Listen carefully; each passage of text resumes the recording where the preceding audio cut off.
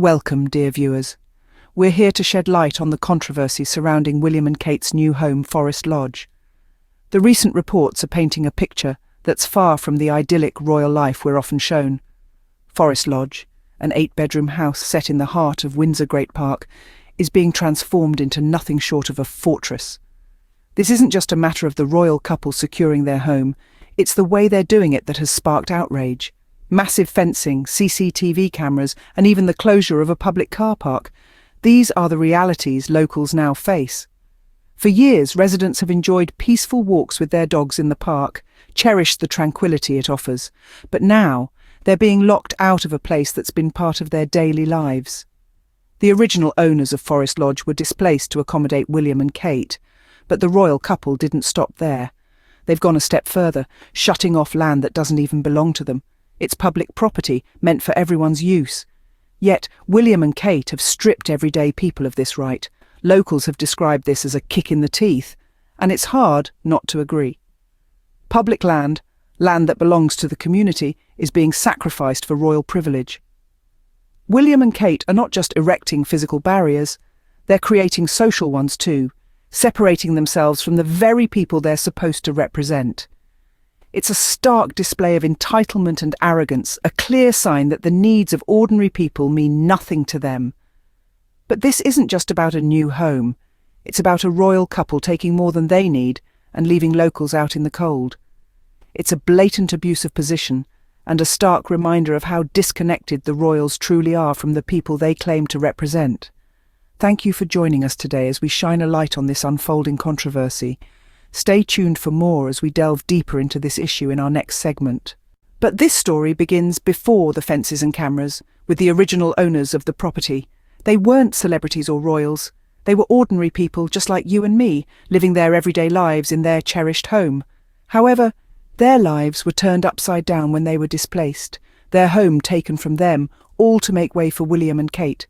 Now, this wasn't an act of necessity, a case of unavoidable circumstances.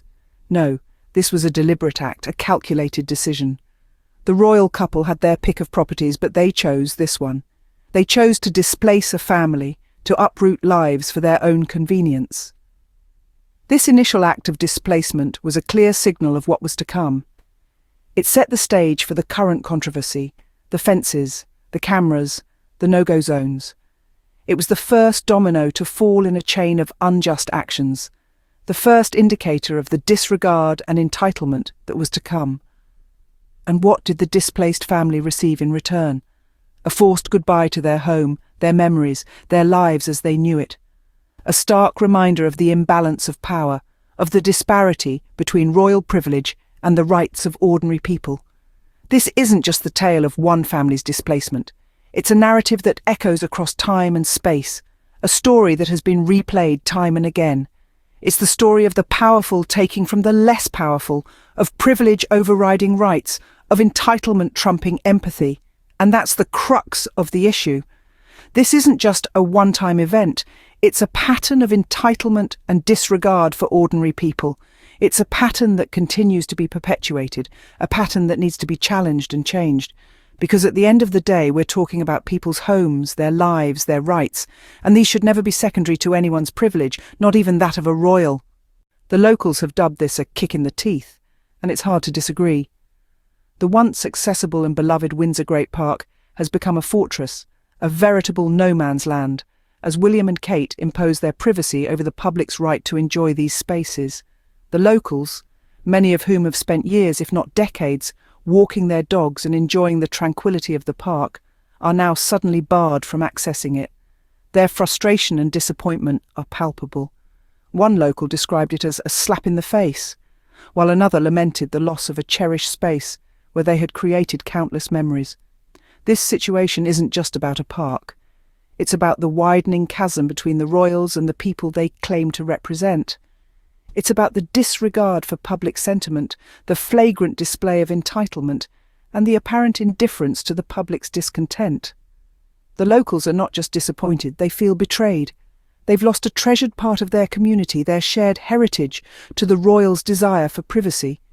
Their voices, though loud in their protests, seem to fall on deaf royal ears. This isn't the first time the royals have been accused of being disconnected, but this time, the evidence is glaringly obvious. The royals have chosen their comfort over the communities, their privacy over public access, their desires over the locals' rights. The locals have been sidelined, their concerns dismissed, their rights trampled. The feelings of frustration, disappointment and betrayal echo across the community. It's a stark reminder of the divide between the royals and the people, the privileged and the ordinary, the haves and the have-nots. While the royals enjoy their privacy, the locals are left with a bitter taste of betrayal. This isn't just about a park, it's about a community feeling unheard, unvalued and dismissed. It's about a royal disconnect that's growing more evident and more troubling. This situation is about more than just a park or a new home. It's about fairness, privilege and respect.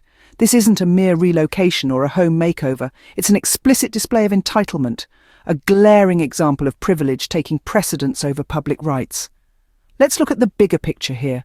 This isn't an isolated incident. It's part of a pattern, a troubling trend that underlines the widening gap between the royals and the ordinary people they're meant to represent. It's a stark reminder of the imbalance of power, the unfairness that's baked into the system. This incident isn't just about the locals losing a beloved park. It's a symbol, a microcosm of how the royals, especially William and Kate, treat ordinary people. Their actions send a clear message. Their comfort, their privacy, their desires are more important than the rights of the common people. That they are somehow above the community rather than being a part of it. And let's not forget the potential long-term impacts on the local community, the loss of public space, the imposition of a no-go zone. These aren't minor inconveniences. They're significant disruptions that could affect the community's sense of belonging, its sense of place. The park isn't just a space to walk dogs or enjoy nature. It's a shared space, a part of the community's identity. By walling it off, William and Kate are not just taking away a park, they're taking away a piece of the community's soul. Moreover, this incident raises serious questions about accountability. If the royals can do this, what else are they capable of? How many more public spaces will be sacrificed for royal privilege? How many more communities will be disrupted? This isn't just an isolated incident, it's a symptom of a much bigger problem.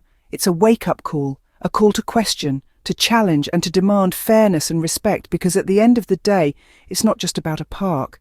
It's about the kind of society we want to live in, the kind of values we want to uphold. As we wrap up, let's recap the main points of this troubling tale.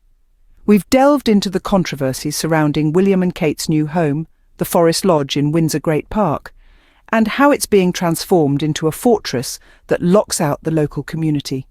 A community, mind you, that has enjoyed these public grounds for years, only to be suddenly shut out. The 8-bedroom house, now a symbol of royal privilege, stands on land that was once home to its original owners, forcibly displaced to make room for the royal couple. A bitter pill to swallow indeed. And the bitterness only deepens when we consider how the couple has not just taken over a house, but also seized land that rightfully belongs to the public. A clear display of entitlement and arrogance that strips ordinary people of the spaces they've always had access to. The local community has referred to this as a kick in the teeth, and it's easy to see why. Public land, a common heritage and a shared space, is being sacrificed at the altar of royal privilege. Instead of being respectful neighbours, William and Kate have chosen to wall themselves off, showing a blatant disregard for the needs and sentiments of ordinary people. This situation is not just unfair. It is a glaring abuse of position, a stark showcase of how the royal couple's actions can trample upon the rights of the people they claim to serve. It highlights how disconnected they are from the realities of everyday life, and how their privilege blinds them to the needs and concerns of the people. In the end, this story is a stark reminder of how disconnected the royals truly are from the people they claim to represent.